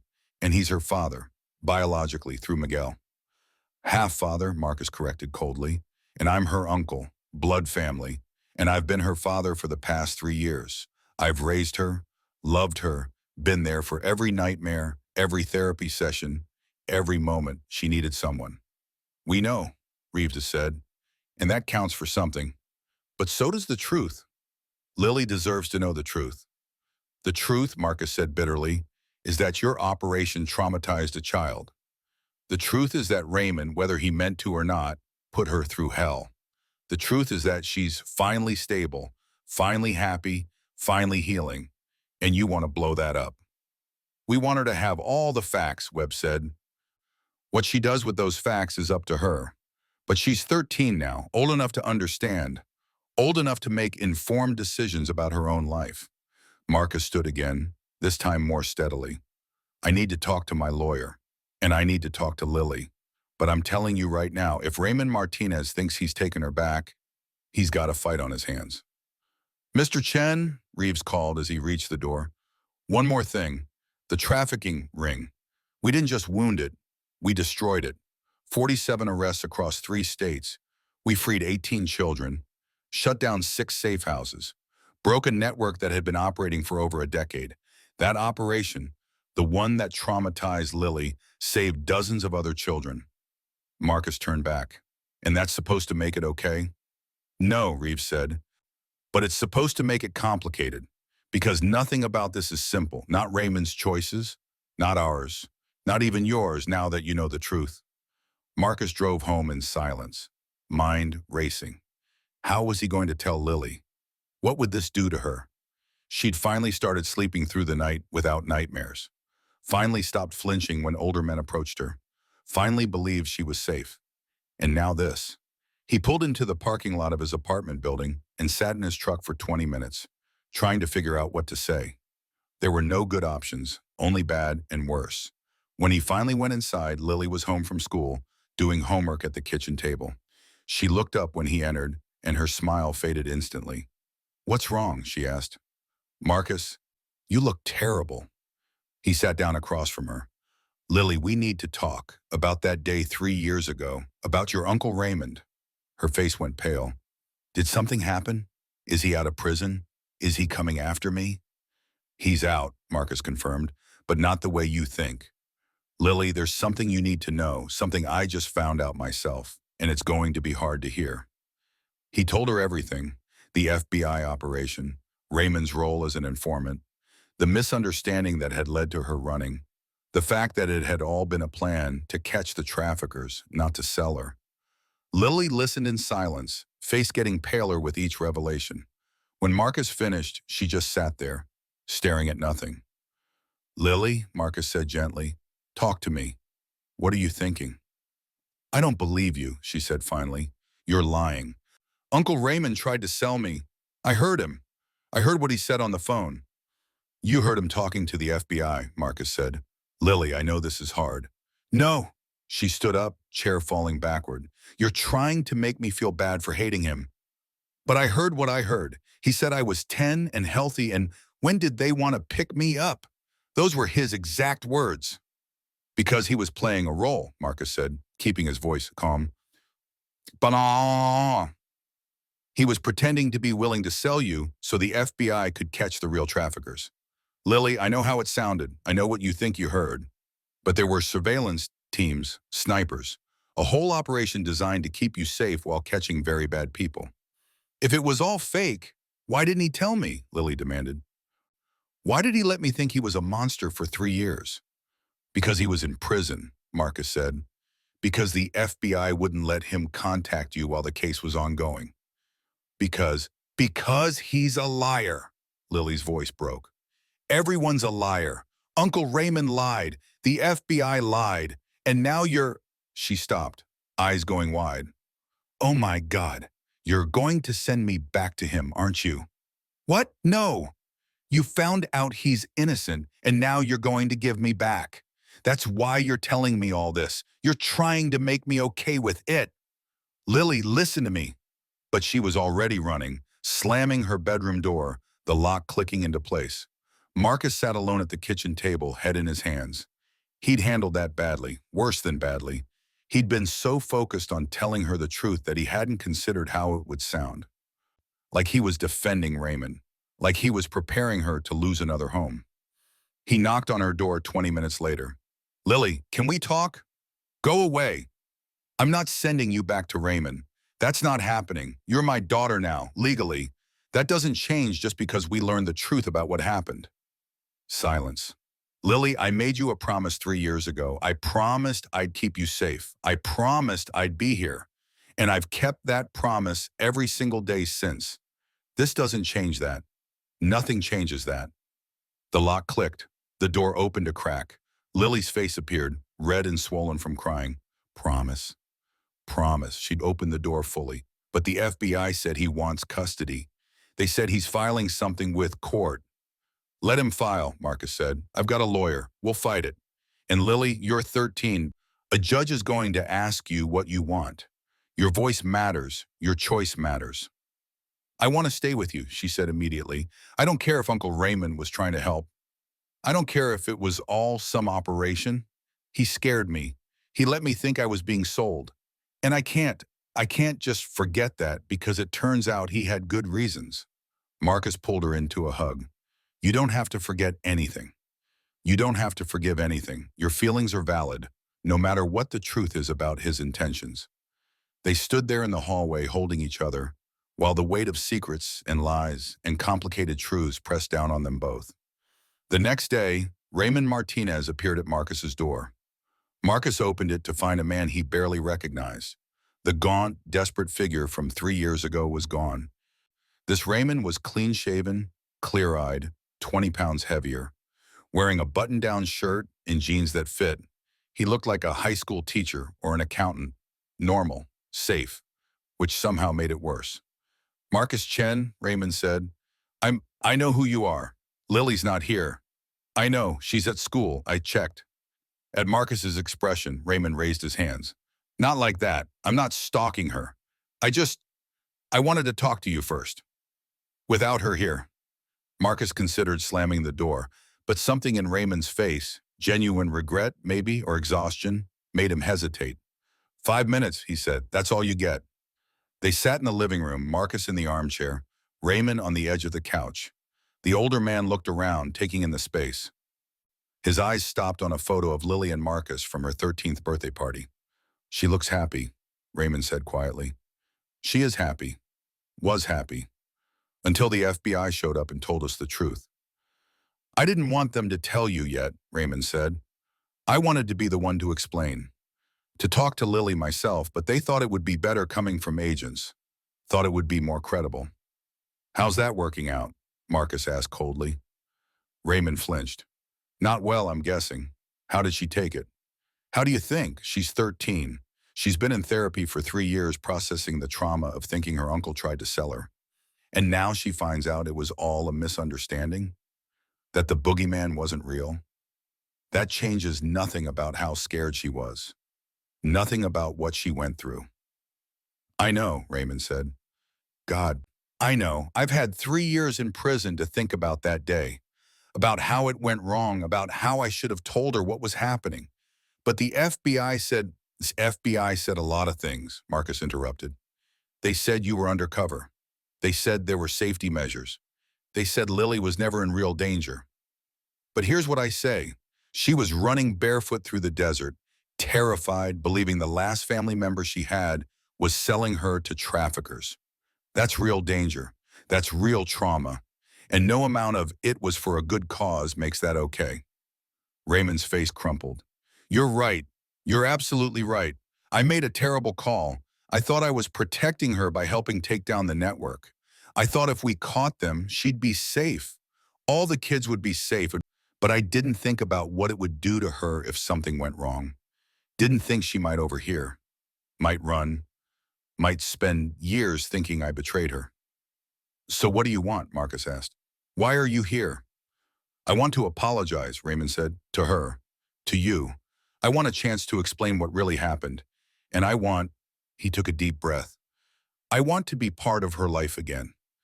Not necessarily custody. I know she's happy with you. I can see that. But I raised her from the time she was 6 months old until she was 10. I changed her diapers. I taught her to read. I was there for every fever, every nightmare, every first day of school. She's my daughter, Marcus. Not by blood, but by choice. By years of showing up. And I miss her. Marcus felt something shift in his chest because he understood that. Understood it completely. He'd been Lily's father by choice for 3 years. The idea of losing that connection was unbearable.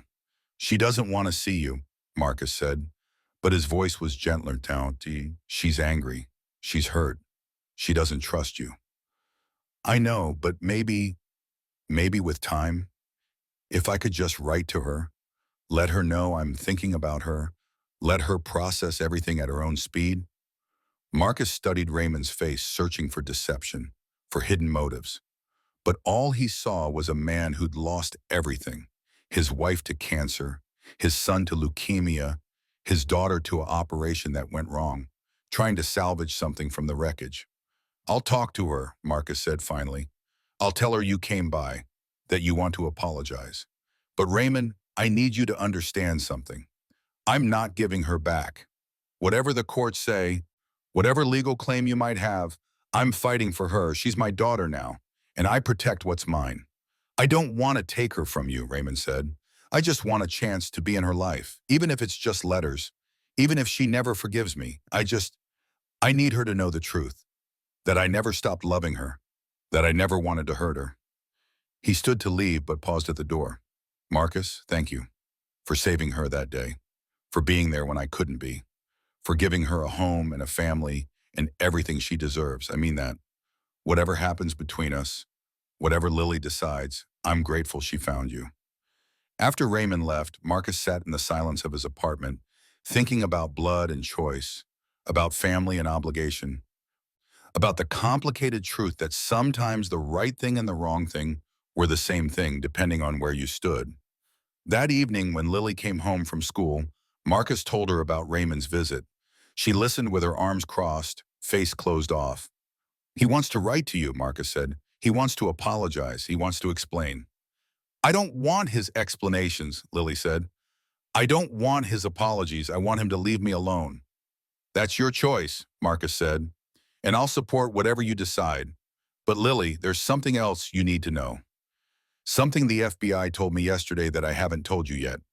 He told her about Miguel, about Raymond being Miguel's biological father, about the affair, the marriage, the years Raymond had spent raising her as his own, even though she wasn't his by blood. So he's not even my real uncle, Lily said when he finished. He was just my mom's husband, my half-brother's dad. He was the man who raised you for 9.5 years, Marcus corrected gently. That counts for something. Does it? Lily's voice was sharp. Because my real father, David, your brother, he's dead. And my mom's dead, and Miguel's dead. So my real family is all gone. Everyone I'm actually related to is dead except you. The words hit Marcus like a punch because she was right. Her biological father, her mother, her half-brother, all gone. The only blood family she had left was Marcus, and he'd only been in her life for 3 years. Lily, Marcus said carefully, family isn't just blood. Don't, she interrupted. Don't tell me family is who shows up. Don't tell me family is choice. Because if that's true, then Raymond was my family for 9 years, and he still chose to put me in danger. He still chose his FBI operation over my safety. So what does that say about choice? Marcus had no answer for that, because she was right again. If family was choice, then Raymond had made his choice, and it hadn't been her. I'm going to my room, Lily said. I have homework. She left Marcus sitting alone in the living room, surrounded by photos of a family that had been built on secrets and lies and good intentions that had gone horribly wrong. The next 3 weeks were a blur of lawyers and court filings and character witnesses. Raymond petitioned for visitation rights. Marcus fought it. Lily's therapist submitted a statement saying that contact with Raymond could undo years of progress.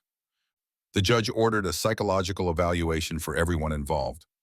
Marcus found himself sitting in a psychiatrist's office, answering questions about his childhood, his military service, Daniel's death, Karen's death, his drinking, his recovery, his relationship with Lily. Why do you want to keep custody? The psychiatrist asked. Because she's my daughter, Marcus said. Because I love her. Because I made her a promise 3 years ago, and I keep my promises. Even if it means keeping her from someone else who loves her, someone who raised her for most of her life. Raymond had his chance, Marcus said. He made his choices, and those choices traumatized her. I don't care if his intentions were good. Good intentions don't erase trauma. But Mr. Chen, isn't that what you're asking Lily to do? To erase the trauma so she can see Raymond's good intentions? Marcus stared at the psychiatrist. No, I'm not asking her to erase anything. I'm trying to protect her from more trauma. Are you, or are you trying to protect yourself from losing another child? The question hit too close. Marcus stood up. Are we done here? Almost. One more question. If Raymond wasn't fighting for custody, if he just wanted to write letters, to have occasional supervised visits, Would you allow it? Marcus sat back down slowly. I don't know. Why not? Because I'm afraid, Marcus admitted. I'm afraid that if he comes back into her life, she'll remember that he was there first, that he knew her longer, that he has more history with her, and she'll choose him over me. And if she did, if she chose Raymond, then I'd lose her, like I lost Daniel, like I lost Karen, like I lose everyone I love. The psychiatrist made a note. Mr. Chen, has it occurred to you that maybe this isn't about what's best for Lily? Maybe it's about what you need. Marcus didn't answer, couldn't answer, because the truth was sitting in his chest like a stone. He needed Lily. Needed her to heal the wound Daniel's death had left. Needed her to justify the last 13 years of grief and guilt. Needed her to prove that he could keep a promise, could protect someone, could be the father he'd failed to be. And that wasn't fair to her. The court date was set for 3 weeks later. Marcus spent those weeks in a haze of preparation and anxiety. The Red Hawks rallied around him, Steele and Bear offering to testify as character witnesses, Wrench fixing things around the apartment that didn't need fixing, Boxer teaching, Lily self-defense moves just in case, Jake taking her for ice cream and long talks about family and choice and complicated truths. But it was Tom Bradley, the sheriff, who gave Marcus the advice he needed. They were sitting at the VFW hall, same place Marcus had been the morning he found Lily, drinking coffee that was still terrible after all these years. You're going to lose, Tom said bluntly. Marcus's head snapped up. What? Not custody.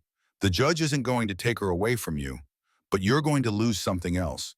You're going to lose the simple story, the one where you're the hero who saved the girl from the monster. Because Raymond isn't a monster, he's just a man who made hard choices in an impossible situation.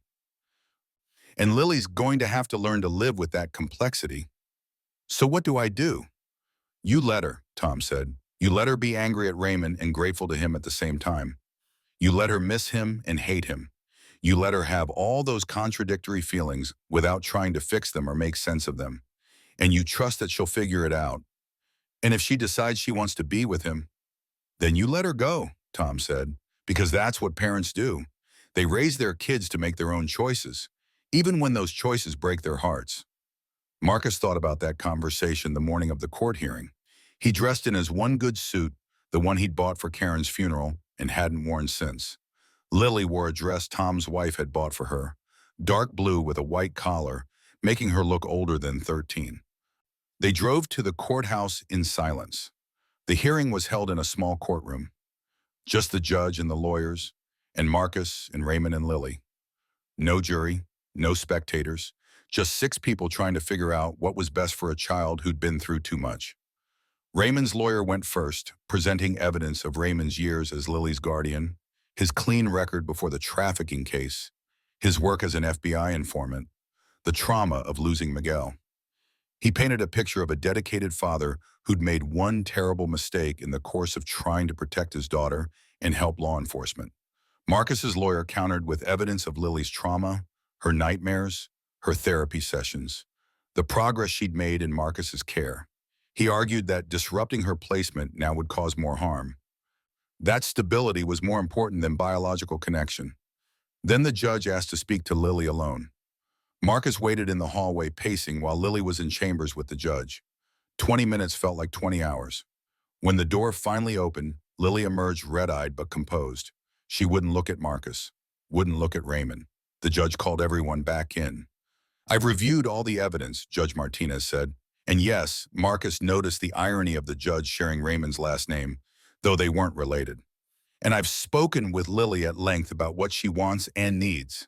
This is a complicated case. Both Mr. Chen and Mr. Martinez clearly love this child. Both have valid claims to guardianship. Both have made sacrifices for her well-being. Marcus held his breath. However, the judge continued, Lily is 13 years old enough to have a voice in her own future, and she's made her wishes very clear. The judge looked at Lily. Would you like to tell them yourself? Lily stood up, small in her blue dress, but with steel in her spine. She looked at Raymond first. I don't forgive you, she said, voice shaking but clear. I understand what you were trying to do. I understand you thought you were helping, but you scared me. You made me think the last person I had in the world was going to sell me. And I can't just forget that because it was all part of some plan.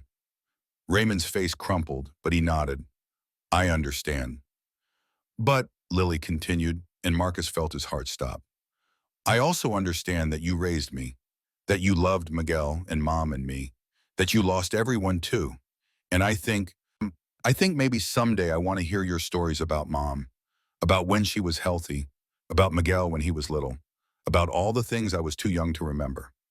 She turned to Marcus. You're my father now, she said. You're my family. You're the one who's been here for 3 years. You're the one who kept your promises. And I want to stay with you. She took a breath. But I think maybe Raymond can write it to me sometimes, if that's okay. And maybe someday when I'm ready, we can talk, really talk, about everything. Marcus felt tears streaming down his face. Lily's too. Even Raymond was crying. The judge smiled. I think that sounds like a very mature solution. Primary physical custody remains with Mr. Marcus Chen. Mr. Raymond Martinez is granted permission to write letters, subject to review by Lily's therapist. In-person visitation can be revisited in 6 months, pending Lily's emotional readiness and her explicit consent. The gavel came down. It was over. Outside the courthouse, Raymond approached them one last time. Lily, he said, thank you for being willing to try. I know I don't deserve it. You don't, Lily agreed, but Miguel would want me to. He always said you were a good dad, so I'm going to try to see what he saw someday, when it doesn't hurt so much. Raymond nodded, not trusting himself to speak. He shook Marcus's hand. Take care of her. Always, Marcus promised. They watched Raymond walk away, shoulders hunched, moving like a man who'd lost everything but been granted the smallest hope of redemption. You okay? Marcus asked Lily. No, she said honestly, but I think maybe someday I will be. They went home. That night, Marcus pulled out his journal and wrote, Life is more complicated than I thought it was at 60. I thought I knew the story, villain and hero, victim and savior, simple lines of good and evil. But Raymond isn't a villain. He's just a broken man who made impossible choices. And I'm not a hero, I'm just another broken man who happened to be in the right place at the right time. Lily's learning to live with contradictions, to be angry and grateful, hurt and healing, moving forward while looking back. And I'm learning that keeping promises doesn't mean keeping people. It means showing up, being present, giving them space to become who they need to be, even when that's scary, even when it might mean losing them. 3 years ago, I stopped my motorcycle for a child running through the desert. I thought I was saving her. But maybe she was saving me, teaching me that family isn't simple, that love isn't clean, that sometimes the right choice and the hard choice are the same thing.